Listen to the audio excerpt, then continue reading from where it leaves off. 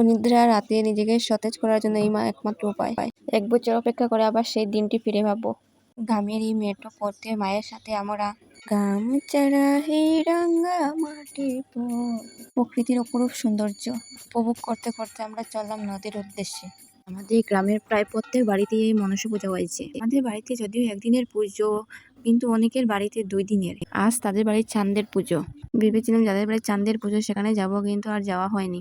আমরা একদিনের পুজো করি, তাই সারা রাত্র জেগে থাকি। যাদের বাড়ির চাঁদের পুজো তারা না জাগলেও হয়। কি বনু এসে রচনা আমাদের দিয়ে দিচ্ছে, সেটি উপর আগে সেটি খেতে হয়। বান্দর মহাশয় এদিকে এসেছেন। এখন পুকুরে মাছ মারা হবে। শহরে যদিও এসব দেখা যায় না, কিন্তু গ্রামে এসব প্রত্যেক দিনই হয়। এদিকে আমরা মাছ কেটে নিলাম।